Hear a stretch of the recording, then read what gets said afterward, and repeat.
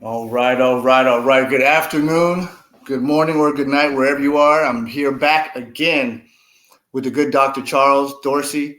Again, we're going to take another deep dive into one of our Fathers and Sons podcast clips. We're going to unpack what we hear, see if we can dig a little deeper and find some, clues or other flags or anything that we can use just to better our relationships, better ourselves as men, and just create a dialogue. So today, I think we're going to be talking about discipline. You might not know that yet, Dr. Charles, but today we're going to talk about disciplining your children, mainly, not self-discipline, but what that looks like, what's too much, is it effective, that type of thing. So I'm going to play you a clip from the interview I did with Rich Trevino. We're going to come in after I asked him what traumatic event has happened in his life and shaped the way he raises his children as a son. So we're going to hop into it right now.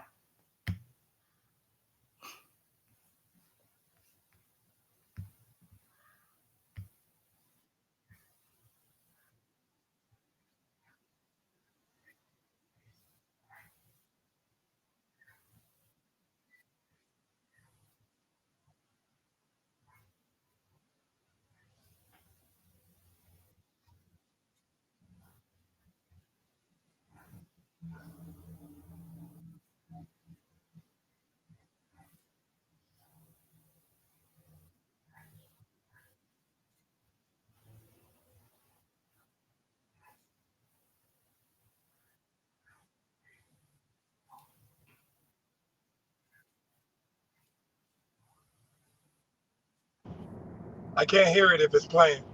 Can you hear it? Let me see if I can cue it up.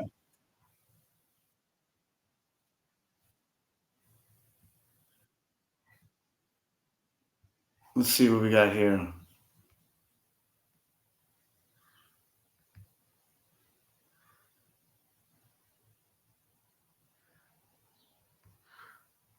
Let's do it again.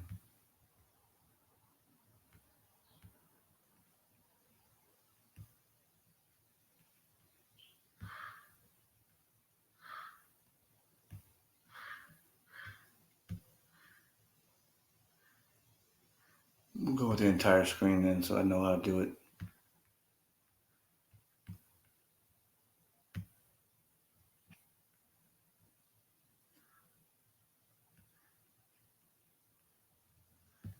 All right, cue it up. And let's go. How does that influence your parenting today when you look at your kids? Like what you've seen him do to you and for you, how does that translate to what you're doing for or to your kids? So there's like a catch-22 here, right? Because do I spank my kids when they need to get spanked? 100%. Okay. Okay. Do I overdo it? No. My dad overdid it. Example. Okay. What do you mean? So, okay, I'll give you an example. One day he didn't like the way I cleaned my room, and he beat the shit out of me because Oh I boy. didn't do it the way I didn't clean the room the way he wanted me to. And then he threw everything that I had on the ground in the middle, flipped my bed, threw everything off the shelves, and made me clean it the way he wanted it clean. Boy. So I, I got a piece of advice a long time ago from somebody that said, look at what people are doing and look at what they're doing that you think is bad, and don't do that. All right. So that was there's more to that conversation. He goes into other means of disciplining. I know him. He keeps a clean house as best he can with 4 kids. But that was a moment that I didn't know happened as we were adolescents. But what is your take on that level or that type of discipline or disciplining? Yeah, so I want to go back and forth with you on this one because you have young children, and I have young children. My children are little. my child is a little less younger than yours. And so I want to surface some questions though, right? It's complicated. The world that we live in is different than the world that our parents grew up in. So that's the important part. So what rules were in place when our parents were parenting us, Mm-hmm. right? What technologies were in place when our parents were parenting us?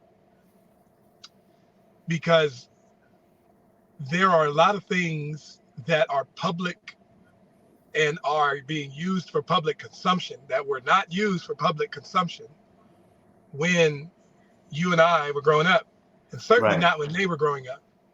The house was a closed environment. There were no cameras. There wasn't even a lot of talk. And if the talk about what happened in the house got out, you got in trouble.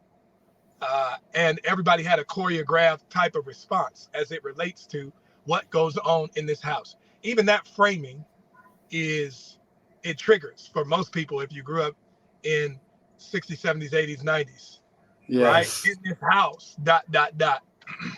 or outside of this house, ... So I think the question is, what's different about that, right? We just have different exposures and different systems and different technologies that we have to respond to. I didn't even get my first phone until I was a senior in high school. And before that, I Mm. had pagers. And before pagers, you just knew the way home. You knew the way to school. You went back. Yeah. If you didn't show up when you're supposed to, it was trouble. So I Yes. think the conversation about discipline is a conversation about questions. Okay. When I was listening, and I'd love to hear your thoughts on this, right? But just triggering from his words, what is the definition of going too far? Who gets to Mm. define that? When you Yeah, discipline definitely. someone, who's the person who dictates what that even means? And sometimes there's not a clear answer there, and so disciplining our children becomes triggers, right? Sometimes it's Indeed. tone of voice, sometimes it's the usage of force, sometimes it's usage of objects, right? Mm-hmm. Sometimes it's the display of strength. So who gets to own the authority to define what it means when you're going too far? Is there a universal definition of going too far? I'd say so, but I can't put it into words.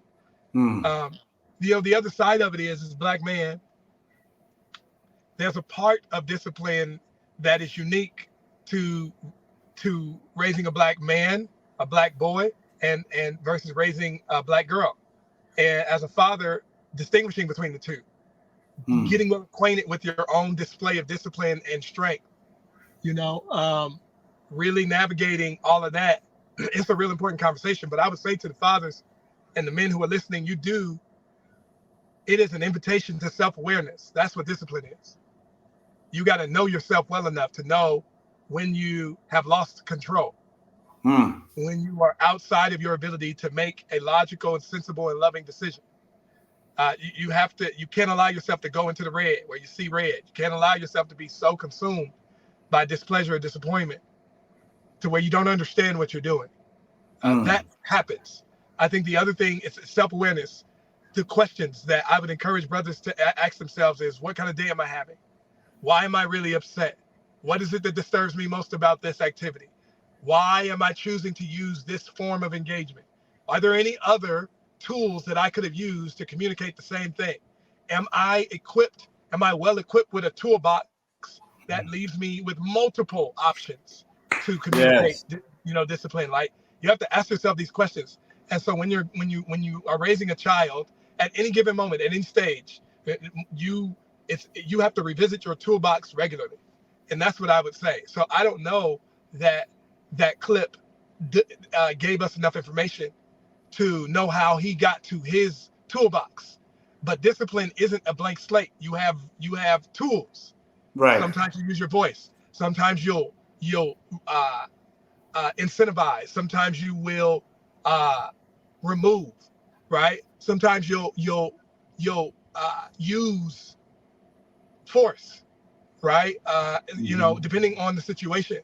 And so self-awareness is key. But what do you think about it, B?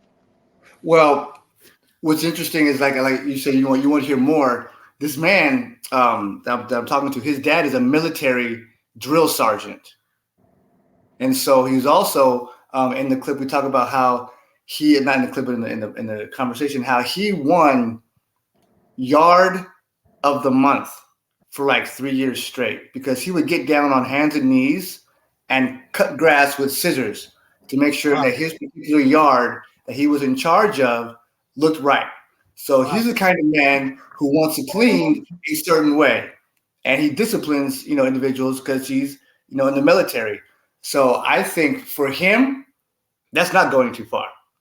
Yeah. Because he has a certain distance he's going. He can go a lot further. Yeah. So what if the dad thought that he wasn't beating the hell out of his kid? Now you're talking, right? Now we got a conversation. I wasn't beating the hell out of him. I'm showing him the correct way and the consequences of, not doing it said way. And that's pretty much what I think his dad would say. If he was alive today, to answer that question, I'm sure he would say, I wasn't. I'm just showing him discipline. And now today, this man's rather kept together. You know what I'm saying? Those events, I think, help shape him. And when I look at my own kids, I have an 8-year-old. He's about to be 9. He's still in the no phase. No, I'm not doing that. I'm not brushing my teeth. What do you mean you're not brushing your teeth? There's so many ways, but there's also circumstances. We're trying to get ready to go to school. You only got 15, 20 minutes to figure this out. And I need you to brush your teeth. You can't say no then. And then the ask gets more aggressive. Like if you don't get in here, short from grabbing them up by the armpit and say, get in here and do this, if you have all day, if it's just waking up and you don't have really anything to do, the ask is a little less aggressive. And that's just from where I'm coming from. My dad's a military man too. He was all about getting the room clean a certain way, but he would never attack us. He would never physically attack us. This is an interesting conversation. Not enough time to talk about it, right? But each of these guys, including ourselves, have tools. Yes. Some of these tools we're well acquainted with using. Some of them we're not. Some of the tools could be talking, but if we haven't honed the skill to communicate, this is about to get real good. Man. If we haven't honed the skill to communicate, then we're short in our toolbox. And whose fault is it that I don't know how to communicate well? These are the questions. Who was responsible for developing that part of my toolkit as it relates to communicating displeasure or communicating instruction? And so the military actually sharpened the tool in a way that is fit for the military, but may not be fit for the home. It's still a tool. It's a tool. It's a well-groomed tool. So we don't want to punish him for knowing how to use the tool well. We have to help him to be aware that that tool is actually limited to a particular context. And unless you explain that, then people will interpret your decisions, your usage of the tool outside of the context that it's supposed to be interpreted in. Meaning, if it was supposed to be in a particular context, you understand? Like then we could see it properly. Meaning, if he uses this tool to communicate in a different environment, we salute him. But if he uses the tool in the wrong environment, we tear him down. I got to help y'all to understand if you're listening. This is a flaw as we look at trying to understand the behavior of our fathers and of our sons, because we're always trying to assess their behavior independent of the context that they learned it in and the context that rewarded them for actually using that tool and the context that showed them outcomes that actually benefited them in the context that they were in. So they are actually well trained. We are actually well trained to use the tool to get outcomes. We're just using the tool in the wrong context and maybe with the wrong person. So should we then tear him down because he's using what he knows works? Or should we try to help him to come to a place of awareness that this tool has limited application ability, that this tool has to be used in a way that acknowledges that it doesn't work everywhere, like that this isn't a universal tool. But then even as a man, I wrestle with the reality that I want to live a life where I can use universal tools.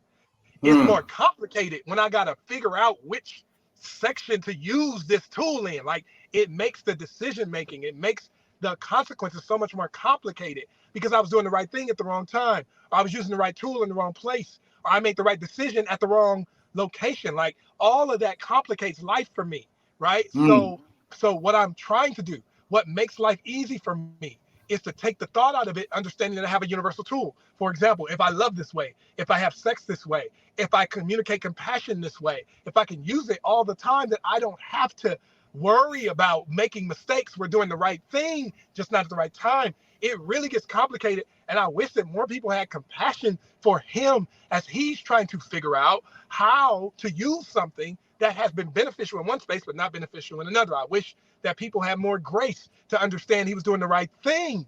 He just had the wrong location. I wish that people didn't get locked up because they made the right decision. They just used it in the wrong way. And that people would then create spaces for people to learn how to use the various, you know what I'm saying? Like, this is something that we don't talk about, man. And so many of us walk around misunderstood because we got tools. We got the right tools. We're trained with these tools, and we are rewarded and lauded, and we've even built a life on these tools. And then when we take it into the wrong place, and it doesn't work, or somebody misinterprets it, or they use their interpretation of the tool and the usage of the tool, even though they don't understand a lot of stuff, but they use what they've witnessed in one encounter, which is mastery. I mean, you've witnessed a masterful usage of the tool. You just can't appreciate it because of where I was using it. So, I think that we have an opportunity. Now, I'm not legitimizing sometimes how discipline has injured the child. And I'm not legitimizing how many of us have traumatic experiences because lack of awareness has met us at the discipline crossroad with our parents. Right? I'm not legitimizing that. I'm just talking about, when we talk about discipline, it's so much more complicated. It has to be a conversation around questions. It has to be a conversation around inquiry. It has to include grace and compassion and mercy. It has to include a lens that says he was so good at that, and what served him in this space didn't serve him in this place. And does he deserve to be punished for that? Or should we create a space for him to come to himself and acknowledge that maybe there's another way to do it? But what was I supposed to do if I'd done this for 20 years? I was lauded for this for 15 years. I was promoted for this for 10 years. And believe it or not, you wouldn't even be in this house. You wouldn't have this diet. You wouldn't have these clothes had I not mastered that skill and used it to produce provision to get you to a place where now you're complaining. Like, oh my God. I don't know how you can expect me to somehow dismiss myself from all of the skill and all of the application that I have used to get us to this place of success. And for some reason, when I do the exact same thing in a different space, you now want to punish me, put me in jail. You want to divorce me. You want to crucify me. You want to use it to judge my character. Now, all of a sudden, I'm not a nice person. I've got anger issues. I am over masculine, toxic masculinity. I'm just all of this. And I'm like, but when I was in the field, when I was bringing home the dough, when I was using this to develop men in other places, when it was serving me, you had nothing to say about it. And so in my head, people have a great opportunity to interpret it better. This also leads me to, because we're not going to get through all of this, but this leads me to how often brothers are misunderstood. We can't even have a conversation about, even with each other, we can't even have a conversation about discipline without somebody misunderstanding what we're intending to communicate, right? It's a real dusty road as it relates to having this conversation. I'd be really interested in bringing some more men into this conversation, which is what I think we should do, right?